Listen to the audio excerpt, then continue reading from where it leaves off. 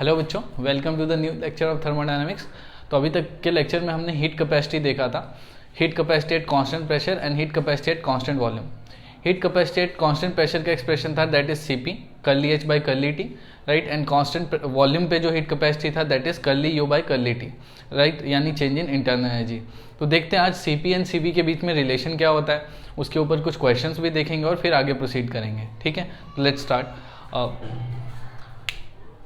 Cp is what last time करा था हमने, that is curly H by curly T।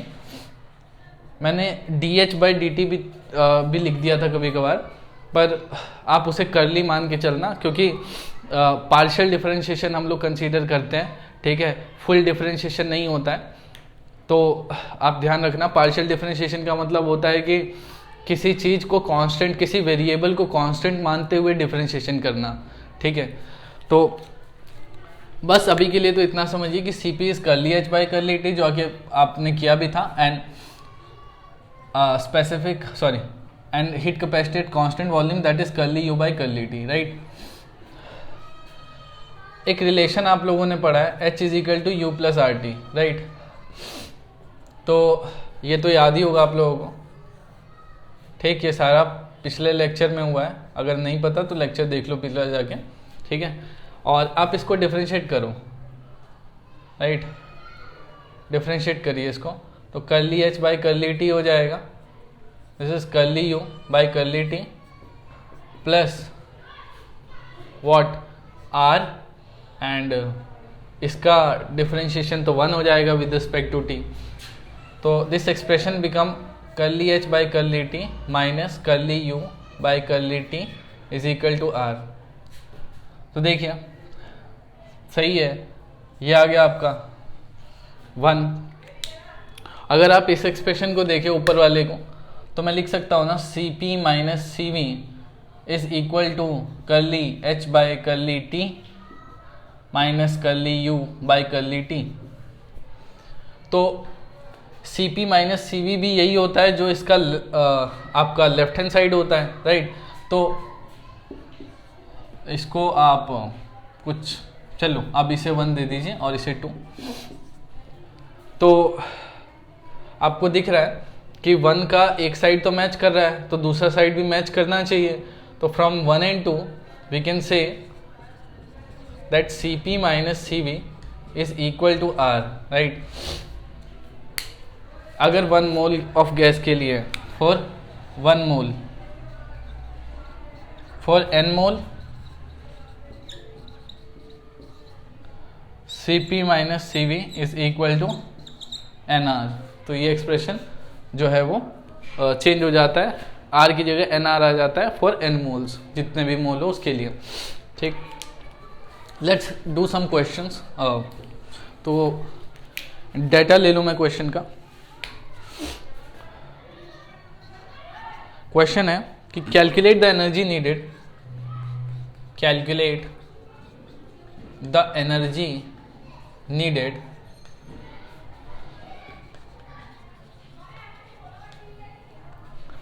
to raise the temperature, to raise the temperature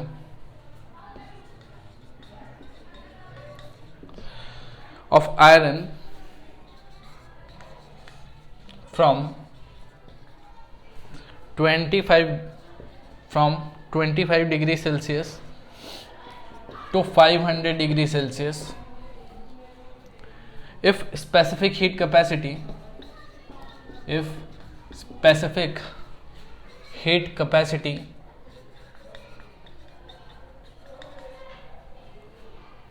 of iron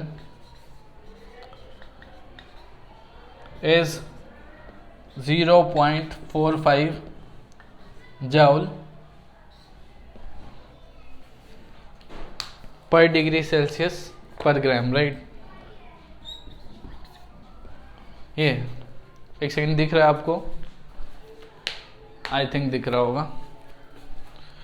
चलिए, ये question का part है, right.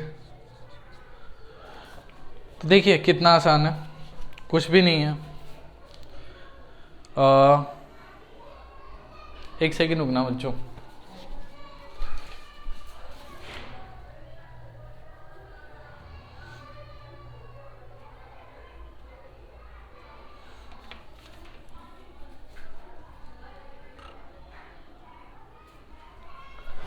ठीक है, स्टार्ट करो। क्वेश्चन क्या है, calculate the energy needed to raise the temperature of नहीं to raise the temperature from 25 degree Celsius to 500 degree Celsius if specific heat capacity of iron is 0.45 joule per degree Celsius gram, right. तो मैं ये बोलना चाह रहा हूँ कि जो हीट कैपेसिटी होती है आयरन की, कैसे बोलूँ, हीट कैपेसिटी और स्पेसिफिक हीट कैपेसिटी में क्या फ़र्क होता है? बस ये फ़र्क होता है कि जो स्पेसिफिक हीट कैपेसिटी होती है उसको थोड़ा ऐसे दिखाया था हमने सी से, and that is heat capacity by mass, right. This is specific heat capacity, specific heat capacity, ये पिछले लेक्चर में हुआ था, और ये है हीट कैपेसिटी।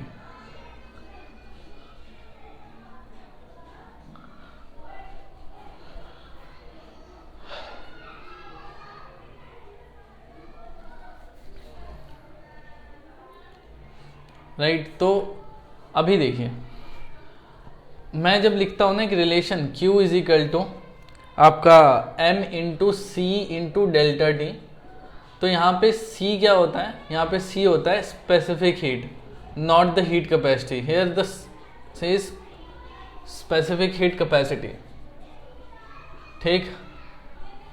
शायद मैंने पिछले लेक्चर में किसी और सिंबल से दिखाया होगा, तो आप देख लेना। आप X से भी लिख सकते हैं स्पेसिफिक हीट को अगर आपको सिमिलर सा लगे तो। और Q M इज अ मास, तो कितना मास है बताओ? सब्सटेंस का मास तो नहीं लिखा, बस ये लिखा था calculate the energy needed to raise the temperature of iron था, शायद ये आयरन था, मैंने फ्रॉम पढ़ लिया था इसे। Iron from 25 degree Celsius to 500 degree Celsius, right. चलिए, तो मास है आपका, मास नहीं दिया, इसमें लिखना पड़ेगा calculate the energy needed to raise the temperature of 10 gram of iron, तब होगा क्वेश्चन, राइट। चलो, मास हो गया 10 ग्राम, स्पेसिफिक हीट कैपेसिटी कितनी दी हुई है?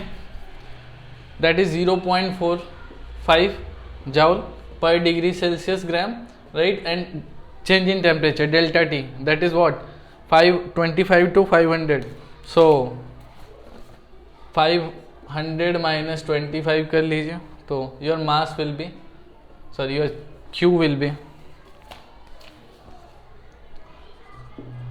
some value like 4.5, 500 मतलब 475 होगा, जो भी आएगा वो निकाल लेना, वो जूल में होगा आपका, राइट। क्योंकि ये आपका जो भी टेम्परेचर है तो वो डिग्री सेल्सियस में होगा, I think, right.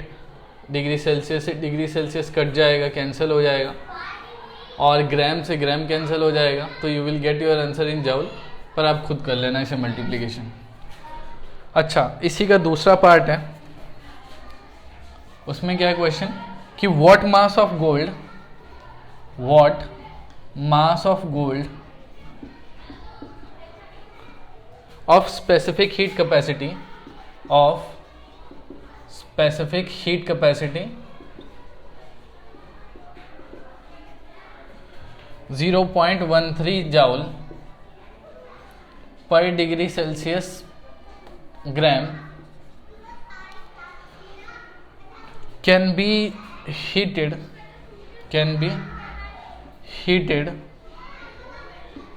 through the same temperature difference, through the same temperature difference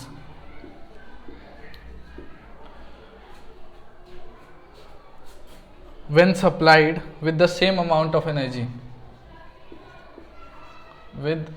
when supplied with the same amount of energy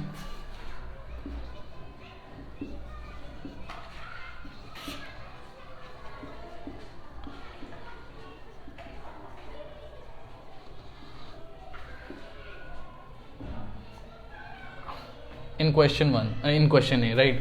तो जितना एनर्जी आपने इन्वॉल्व हुआ है ए में उतना ही बी में हुआ है। तो कहते हैं what mass of gold of specific heat capacity 0.13 joule per degree Celsius gram can be heated through the same temperature.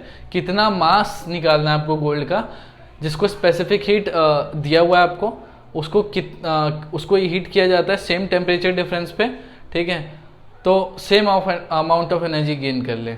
ठीक, तो देखो क्या होगा, सिंपल है। अब तो क्या ही है कि आपके पास फॉर्मूला है, अब आपको मास निकालना है, तो Q is equal to M C delta T, right.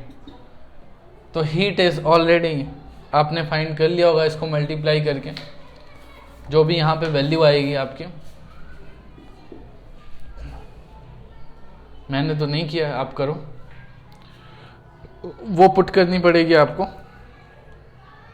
आप करना। वैसे आई थिंक इसमें जो लिखा है दैट इज 2137.5 जाउल होता है, तो इसमें भी उतना ही होगा, 2137.5। खुद से कैलकुलेट करना, मेरे पास आंसर है तो मैंने लिख दिया, मैं लिखना नहीं चाह रहा था। 2137.5 ये हीट है जो कि पिछले क्वेश्चन से आया होगा। मास आपको कैलकुलेट करना है, specific heat, this is specific heat, right. तो स्पेसिफिक हीट कैपेसिटी जो दी हुई है दैट इज 0.13 जाउल पर degree Celsius gram, and delta T same temperature difference है तो आप 475। अब यहाँ से मास निकालना आपका काम है, आप निकाल लेना, ठीक है। मेरे पास आंसर है, मैं लिख देता हूँ 34.6 ग्राम है, ठीक। तो ये है आपका क्वेश्चन।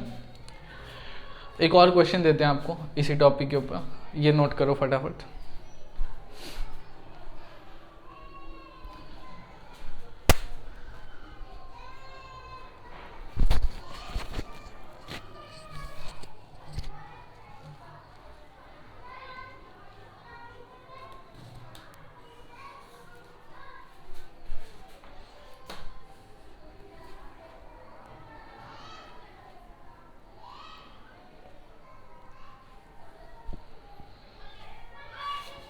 ओके, लेट्स रब। हो गया होगा आई थिंक, नहीं तो स्क्रीनशॉट ले लो।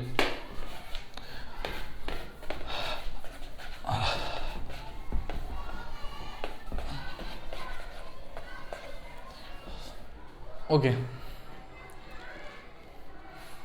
क्वेश्चन है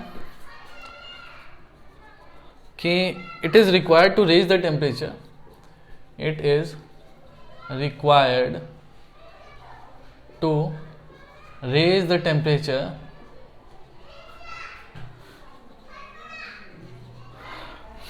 of water of swimming pool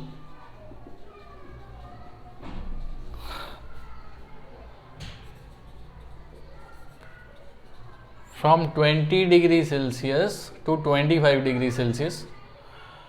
The pool holds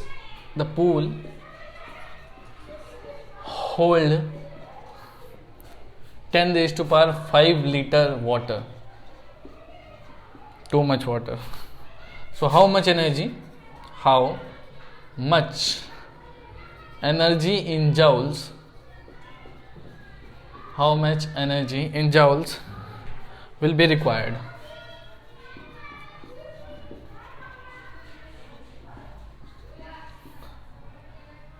तो given C is 4.184 joule per Kelvin पर ग्राम, ऐसा कुछ। तो ये इट इज़ रिक्वायर्ड दैट, मतलब बोल रहे हैं कि 20 से 25 डिग्री सेल्सियस तक 10 raise to power 5 litre water का टेम्परेचर राइज करने के लिए कितनी एनर्जी की ज़रूरत होगी, राइट। सिंपल सा क्वेश्चन है। देखो, हमें तो पता है कि हमारे पास तो एक ही फॉर्मूला निकालने का, that is what, Q is equal to CM, है ना, या MC इंटू डेल्टा T, यही फॉर्मूला है। इसमें तो मास की रिक्वायरमेंट है और हमें वॉल्यूम दिया हुआ है सब्सटेंस का, तो कैसे करोगे, उसकी हेल्प से आप निकाल लोगे। आप जानते हैं density is equal to mass upon volume, this is specific heat, right, mass upon volume. पानी है और वाटर का तो आपको जानते हो कि डेंसिटी कितना होता है 1 ग्राम पर ml, वो दिया हो ना दिया हो आपको पता होना चाहिए। +1 में पढ़ रहे हो तो वाटर का जो डेंसिटी होता है 1 ग्राम पर ml होता है। ओके, वॉल्यूम जो होता है वो कितना है बताइए, 10⁵ लीटर होगा। अब लीटर है तो ml में बदलना पड़ेगा आपको, तो बदलना कोई दिक्कत नहीं है।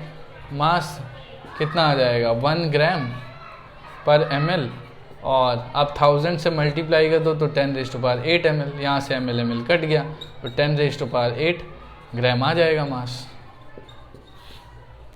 ठीक, यहाँ से आप Q निकाल लीजिए फिर। Q is equal to mass is 10⁸ gram, specific heat capacity is 4.184 joule per kelvin gram, right, and the temperature difference is basically in degree Celsius, right. So degree Celsius को आपको ना चेंज करना पड़ेगा I think kelvin में, क्योंकि ये अगर kelvin में नहीं दिया होता तो, अब यहाँ केल्विन में है तो अपने को चेंज करना पड़ेगा, राइट। तो आप देखो 20 डिग्री सेल्सियस कितना है, 273 ऐड करो तो कितना आ जाएगा 293 केल्विन, और ये 25 डिग्री सेल्सियस मतलब वही है कितना 273, तो कितना आ गया 298। तो डिफरेंस थोड़ी ना बदलता है, डिफरेंस तो सेम रहता है डिग्री सेल्सियस में हो चाहे केल्विन में हो, क्योंकि सेम अमाउंट ऐड करते हो, इसीलिए डिफरेंस सेम रहेगा। और कितना हो जाएगा 5 केल्विन का। तो यहाँ से हम केल्विन कट कर सकते हैं, ग्राम कैंसिल कर सकते हैं, और heat will be in joule, right, that is 4.184, और 5 मल्टीप्लाई कर दो तो 5 4 ज़ा 20, फिर 2 8 5 ज़ा 40, 2 नहीं 42 होगा ना, तो 2 4, फिर 5 1 ज़ा 5 4 9, और 5 4 ज़ा 20, सो 20.920 जूल समथिंग ये होगा। आई होप आप समझ रहे होगे। हाँ, कुछ बोलने में थोड़ा गड़बड़ तो हो गई मेरे ख्याल से। इधर इंटू 10⁸ इंटू 10⁸ जूल। ठीक है बच्चों, तो ये है आपके कुछ क्वेश्चंस दे दिए मैंने। अब आ जाते हैं एंट्रोपी पे। एक नया टर्म है entropy.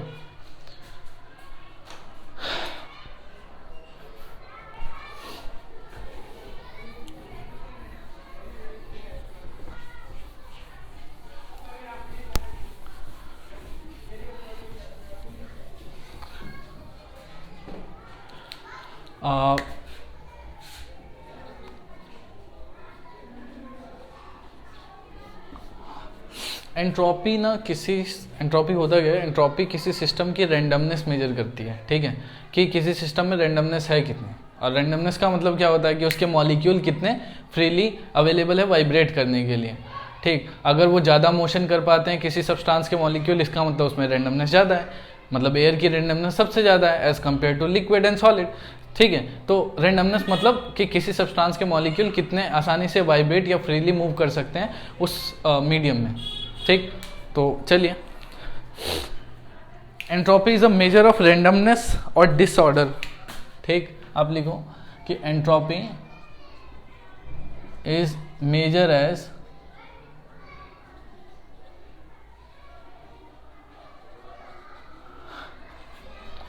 Randomness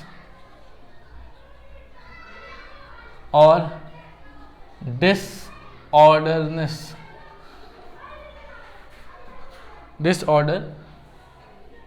of system,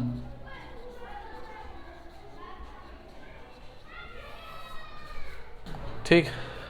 greater the randomness, high is the entropy.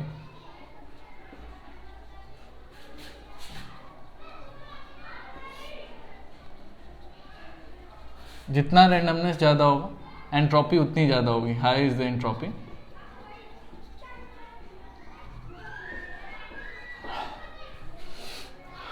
So इसीलिए रैंडमनेस के लेवल पे देखें तो सॉलिड की रैंडमनेस सबसे ज़्यादा है।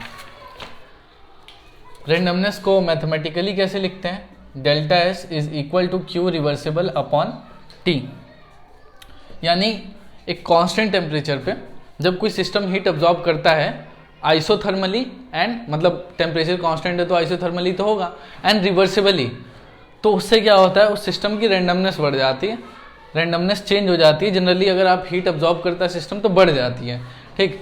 तो मैथमेटिकली हम इसको कहते हैं entropy change during a process, during a process is defined as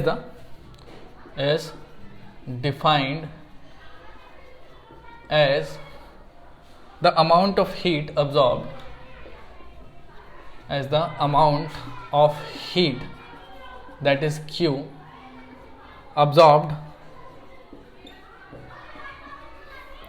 isothermally and reversibly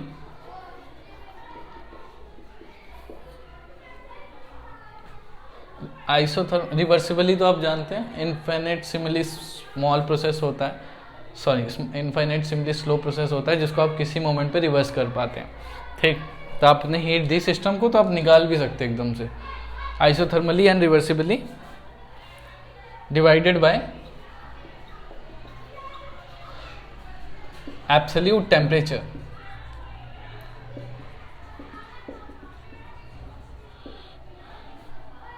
eight विच, ये वो टेम्परेचर है जिस पे हीट अब्जॉर्ब हो रही है, eight which heat is absorb.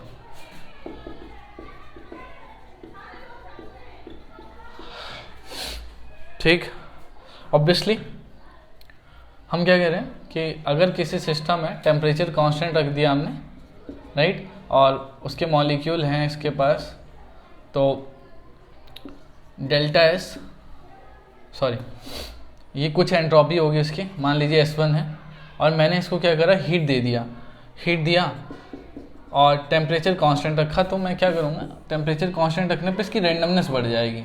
So whatever heat I supplied that will not increase the temperature of that body, it will imparted to the molecule of the substance and appear as a kinetic energy of that substance, which is called randomness actually.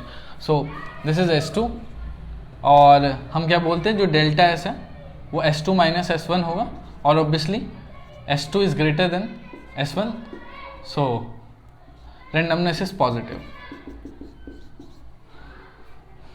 ठीक, यानी randomness अगर increase होती है, ठीक, तो आप कहेंगे delta S positive है। Randomness, if randomness increases you say that delta S will be positive, and delta S will be negative, its randomness decreases.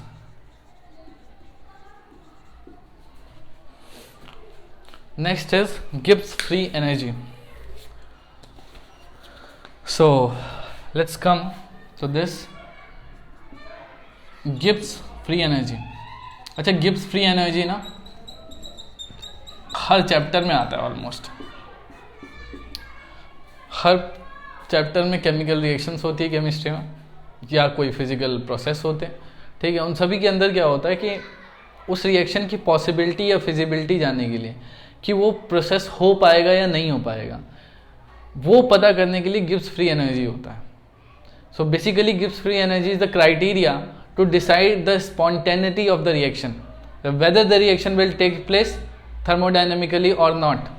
If delta G is negative, the reaction will be spontaneous and it will take by itself just by the initiation, और आप कहेंगे उस समय पे कि reaction spontaneous है, reaction हो सकता है। लेकिन अगर डेल्टा जी पॉजिटिव आ गया, it means reaction is non spontaneous, it does not take place by itself, it needs continuous energy and thermodynamically impossible, right. So obviously we can make it possible by providing continuous energy, but अपने आप नहीं होगा। तो delta G will be, delta G अगर positive है तो इसका मतलब रिएक्शन या प्रोसेस नॉन स्पॉन्टेनियस है, ठीक। तो Gibbs free energy is the criteria, क्या कहूँ मैं, this is the criteria to decide the spontaneity of the process, right? Suppose if the delta G, well say delta G is the basically contribution of some factor, like delta G होता है delta H minus T delta S. इसको आप रट लो या याद कर लो, ठीक. इसमें डेल्टा जी की वैल्यू में किस किस का कंट्रीब्यूशन होता है, एंथैल्पी का होता है, टेम्परेचर का होता है और एंट्रोपी का होता है. ये तीन फैक्टर ही मिलके डिसाइड कर देते हैं किसी प्रोसेस के लिए कि वो होने वाला है या नहीं होने वाला, ठीक है. तो हम क्या बोल रहे हैं यहाँ पे, delta G is what, change in Gibbs free energy, right, change in Gibbs free energy.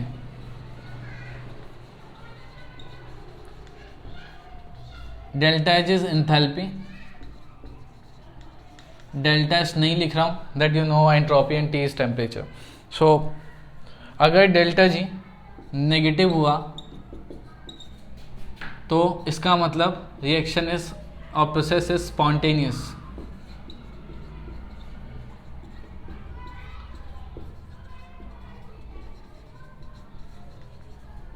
If delta G is positive, reaction is process और रिएक्शन और process is non spontaneous.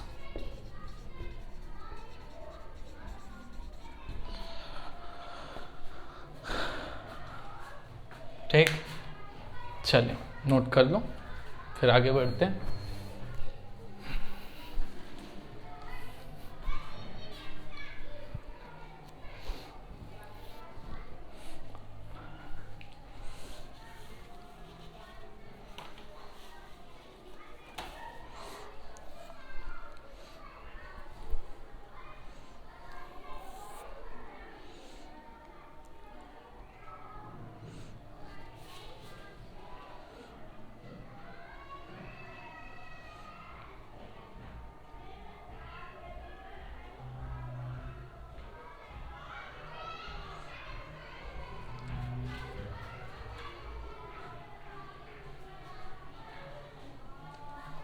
Okay,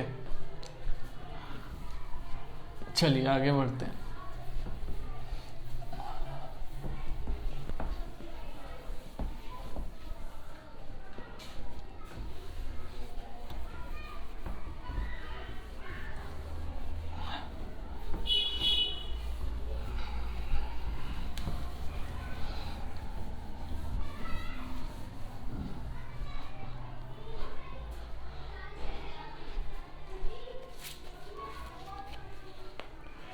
okay, अब है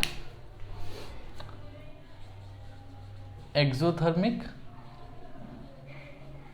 एंड एंडोथर्मिक प्रोसेस.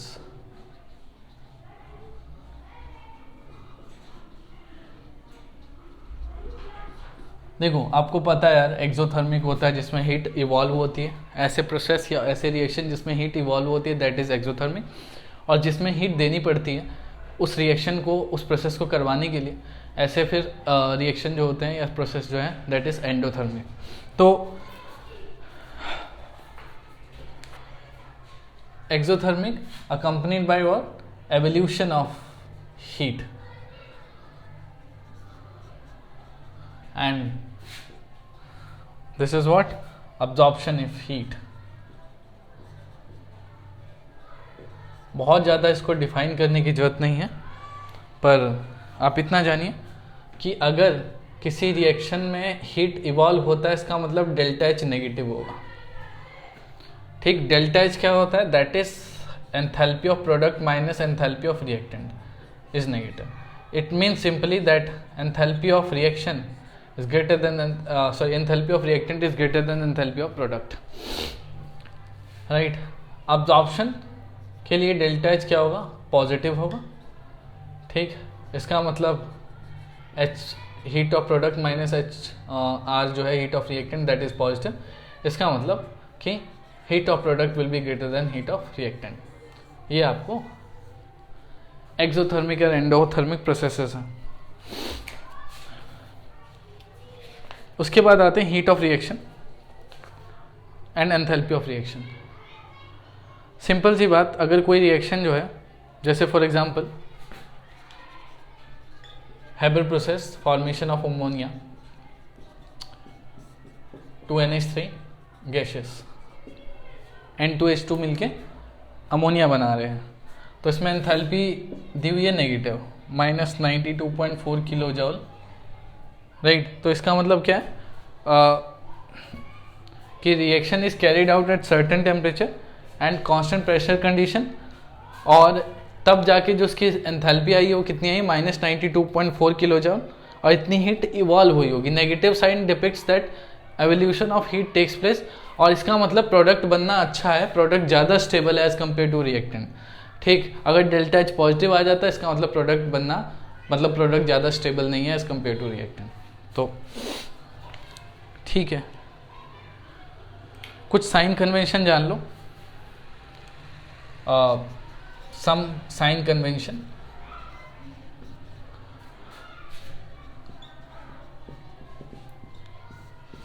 आगे question करने के लिए काम आएंगे। जैसे सबसे पहला कि इफ रिएक्शन इज रिवर्स्ड, अगर आप रिएक्शन को रिवर्स कर देते हो तो उसके डेल्टा एच का साइन भी रिवर्स हो जाता है। Then sign of delta H changes but the magnitude remain same, right. जैसे मैं बोल रहा हूँ कि अगर मैं बोलूँ H2 गैस है, हाफ O2 गैस, यहाँ से बनता है H2O लिक्विड, मुझे दे दिया कि एंथैल्पी है दैट इज़ -285 मैं तो डाटा देख के लिख रहा हूँ और उसे याद करने की ज़रूरत भी नहीं है, तो आप भी मत करना। H2O लिक्विड उल्टा करके लिख दिया बच्चों, H2 plus half O2 gaseous, so delta H will be positive 285.8 किलोजॉल पर मोल, ठीक। तो रिएक्शन रिवर्स करे तो साइन ऑफ डेल्टा एच भी रिवर्स हो जाता है।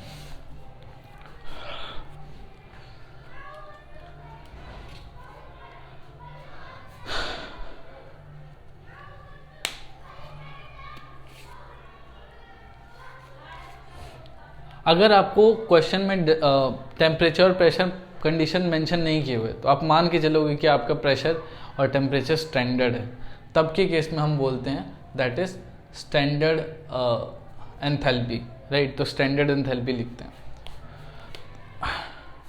मैं लिख देता हूँ एक बात कि इफ नॉट मेंशन्ड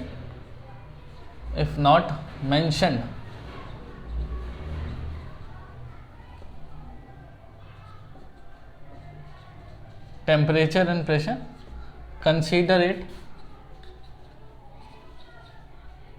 तो उसे कंसीडर कर लेना स्टैंडर्ड।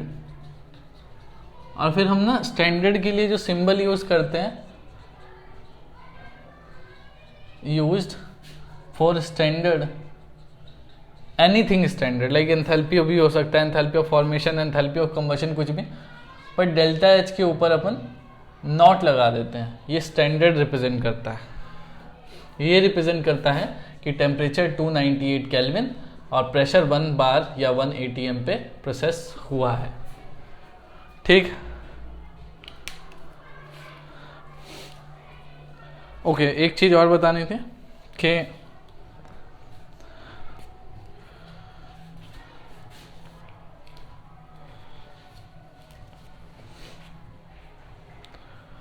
अगर रिएक्शन को,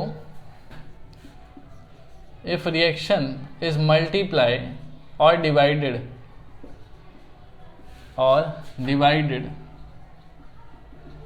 by any number then delta H will get divided by the same,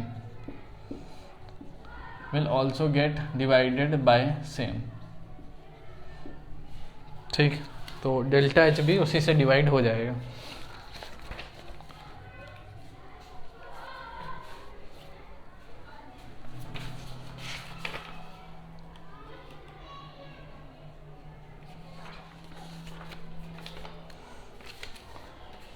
same he process था, अगर मैं इसमें 2 से मल्टीप्लाई कर देता, इसमें 2 से मल्टीप्लाई कर देता, इसमें भी 2 से मल्टीप्लाई कर देता, तो मेरा डेल्टा एच भी डबल हो जाता। समझ लो बात। तो बस ऐसा ही कुछ होगा।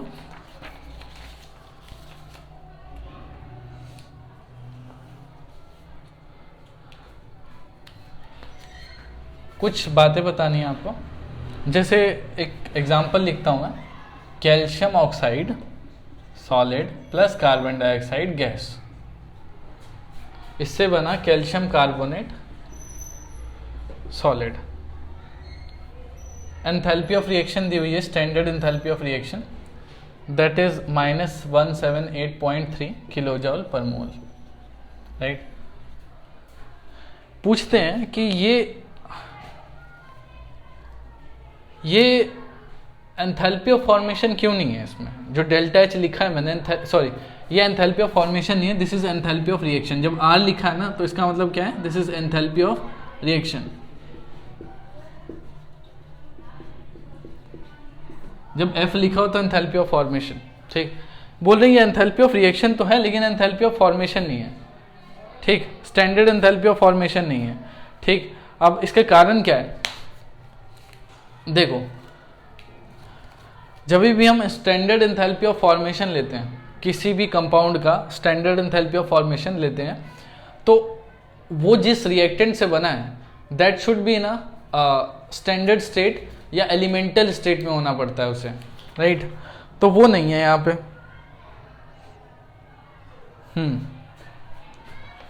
तो वही चीज दिक्कत है।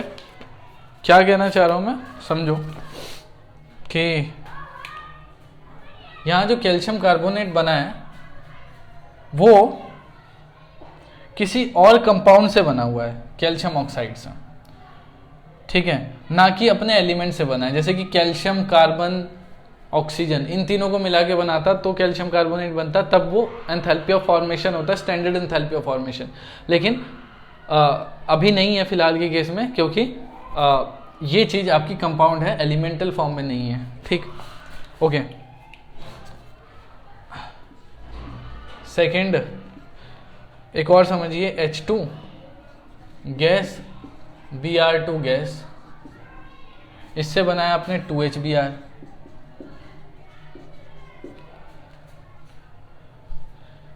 यहाँ पे एंथैल्पी ऑफ रिएक्शन दिया है, standard enthalpy of reaction that is -72.8 kilo joule per मोल, ठीक। ये भी स्टैंडर्ड एंथैल्पी ऑफ फॉर्मेशन में नहीं आता। स्टैंडर्ड एंथैल्पी ऑफ रिएक्शन तो कुछ ना कुछ होगा, लेकिन स्टैंडर्ड एंथैल्पी ऑफ फॉर्मेशन नहीं आएगा, क्योंकि जो HBr बना है वो 1 मोल नहीं है, ठीक। तो याद रखना, एक क्राइटेरिया आपको ये पता लगा कि जब प्रोडक्ट बन रहा है तो वो 1 मोल बनना चाहिए, ठीक। प्रोडक्ट 1 मोल बनना चाहिए, और किससे बनना चाहिए, ऐसे अपने एलिमेंट से बनना चाहिए, ठीक है, अपने कॉन्स्टिट्यूएंट एलिमेंट से बनना चाहिए। जैसे कैल्शियम कार्बन और ऑक्सीजन अलग अलग रिएक्ट करते हैं और तब कैल्शियम कार्बोनेट बनाते, तब ठीक था। सिमिलरली यहाँ पे H2Br2 अपने एलिमेंटल स्टेट में है, ठीक, नो डाउट, लेकिन यहाँ पे HBr बना है, तो वो दिक्कत है। इसमें स्टैंडर्ड एंथैल्पी ऑफ फॉर्मेशन नहीं यूज होगा। पर हाँ, अगर मैं डिवाइड कर दूं हाफ से, तो H2 gas half plus half Br2 gas, तब जाके HBr बनेगा। इसमें स्टैंडर्ड एंथैल्पी ऑफ फॉर्मेशन, इसमें standard enthalpy of formation valid होगा, ठीक है। और कितना होगा, डेल्टा H नॉट R/2, मतलब -77, क्योंकि मैं उसको भी तो डिवाइड करूंगा ना, -77.8 divided by 2 kilo joule per मोल, ठीक। यही है स्टैंडर्ड एंथैल्पी ऑफ फॉर्मेशन, तभी अप्लाई होगा जब कॉन्स्टिट्यूएंट एलिमेंट से प्रोडक्ट बने, वो भी 1 मोल, ठीक। अगर एलिमेंट से नहीं कंपाउंड से बन रहा है तो भी स्टैंडर्ड एंथैल्पी ऑफ फॉर्मेशन नहीं है, और एक की बजाय 2 या 3 मोल बन रहा है प्रोडक्ट, तो भी वो स्टैंडर्ड एंथैल्पी ऑफ फॉर्मेशन की कैटेगरी में नहीं आता है, ठीक। नोट करो जरा।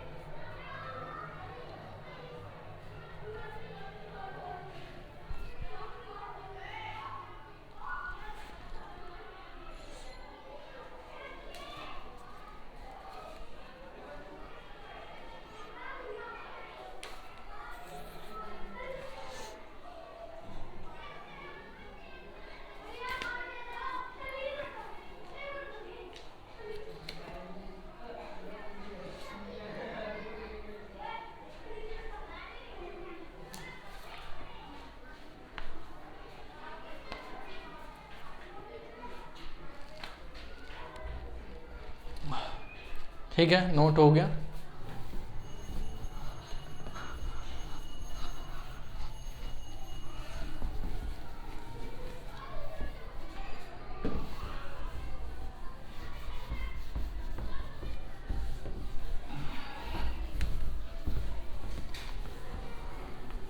देखो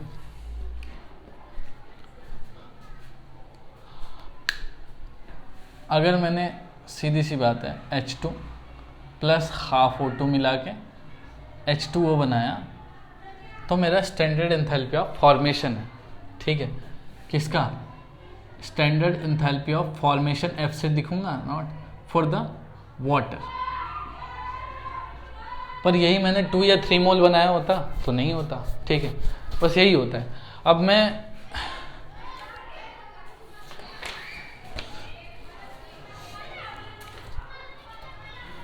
कुछ चीज़ें बताता हूँ, जैसे आपको ना स्टैंडर्ड एंथैल्पी ऑफ फॉर्मेशन लिखना है।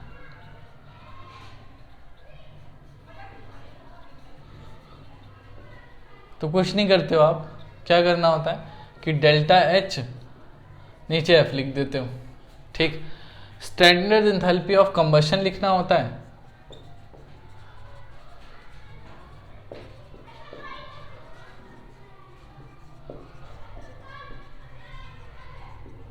तो आप डेल्टा H नॉट लगा देना जरूर, नीचे C लिख देते हो। ठीक है, तो यही होता है प्रेजेंटेशन। ठीक,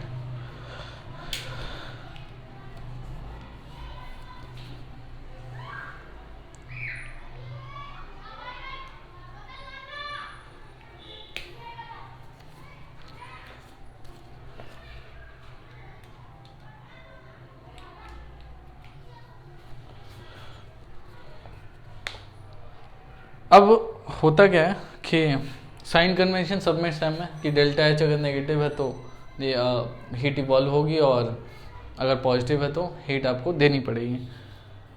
तो सही है, एक क्वेश्चन करके दिखाते हैं आपको, जो कि standard enthalpy of reaction and formation से रिलेटेड है और इम्पॉर्टेंट है। Calculate the enthalpy of formation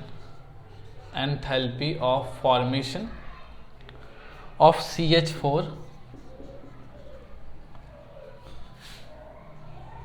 from data, और वो डाटा लिख रहे हैं अभी।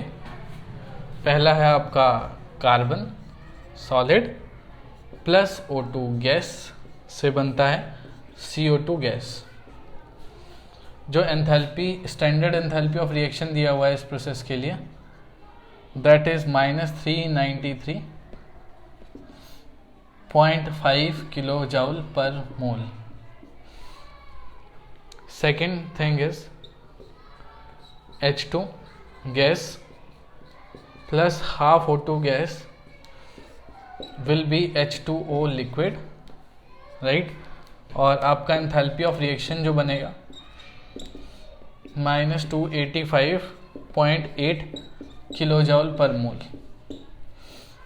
Again third point is CH4 methane gas plus 2 moles of oxygen gas will give you CO2 gas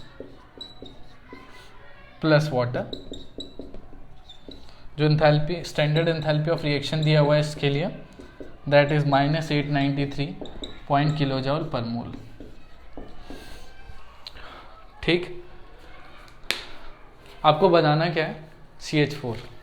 देखो CH4 बनता क्या है, ऐसे कैसे है मतलब, और खासकर जब आपको एंथैल्पी ऑफ फॉर्मेशन निकालना है।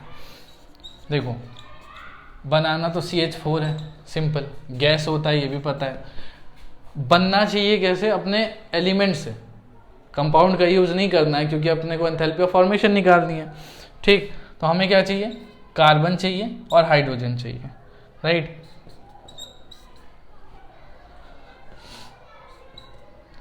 अब हाइड्रोजन, एक हाइड्रोजन से तो बनेगा नहीं, तो ये 2 हाइड्रोजन। रिएक्टेंट में 2 या 3 मॉलिक्यूल चल सकते हैं, प्रोडक्ट में एक ही होना चाहिए, 1 मोल ऑफ प्रोडक्ट फॉर्मेशन होनी चाहिए स्टैंडर्ड एंथैल्पी ऑफ फॉर्मेशन के लिए। और एलिमेंट के लिए, सॉरी रिएक्टेंट के लिए ये क्राइटेरिया कि that should be in elemental state. ठीक, तो सही है। और अब ये तो आपका टारगेट है एक्चुअल में, ये क्या है आपका टारगेट, ये बनाना है आपको। कैसे क्या करोगे, इन डेटा का यूज करो, ठीक। कैसे बनेगा खुद सोचो, ये बनाना है, ठीक। तो आप क्या करोगे, ये है, इसको 2 से मल्टीप्लाई कर लोगे, दिख रहा है, इसको 2 से मल्टीप्लाई कर लोगे, इसमें ऐड करना पड़ेगा तब बनेगा ये। और ये तो आपको चाहिए ही नहीं, ये तो राइट हैंड साइड में चाहिए, तो माइनस कर दो और लिखो जरा इसको। देखो मैं खुद दिखाता हूँ आपको। आप जब इसे ऐड करोगे, ठीक, और इसे माइनस करोगे, इसे माइनस करने पे क्या फ़ायदा होगा कि यहाँ पे एक ऑक्सीजन, यहाँ पे एक ऑक्सीजन, तो 2 ऑक्सीजन होंगे, यहाँ से एक ऑक्सीजन कैंसिल हो जाएगा। सिमिलरली और आपका क्या बचेगा,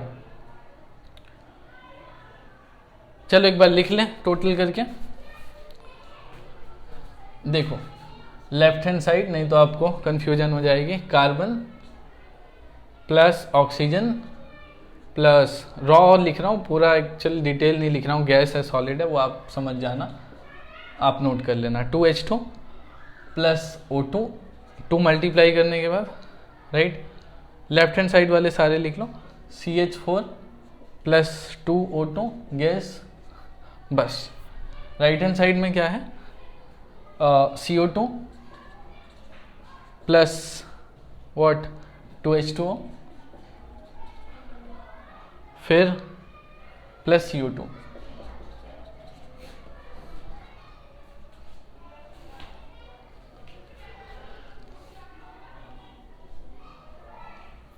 ठीक।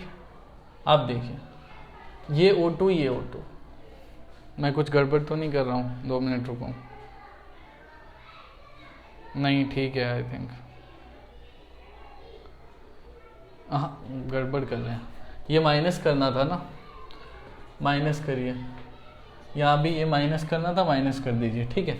तो यहाँ से O2 कैंसिल, यहाँ से कैंसिल, और देख लो कुछ कैंसिल होने वाला है, जैसे CO2, यहाँ CO2 कैंसिल, तो C प्लस 2H2 बन गया क्या CH4, माइनस उधर जाके प्लस हो जाएगा। तो बस जो ऑपरेशन आपने अप्लाई किया है इस पर, वही ऑपरेशन आप उनके एंथैल्पी ऑफ रिएक्शन पे भी अप्लाई कर दीजिए। मतलब आपको क्या करना है, 1 प्लस 2 इंटू 2 माइनस 1, कहने का मतलब 1 कितना है -393.5 plus 2 into -285.8 minus of minus यानी प्लस 890.3 किलो जॉल पर मोल में तो आएगा ही आंसर। इसको सॉल्व करो, ठीक है, तो आपका आई थिंक आ जाएगा 74.8 किलो जॉल पर मोल।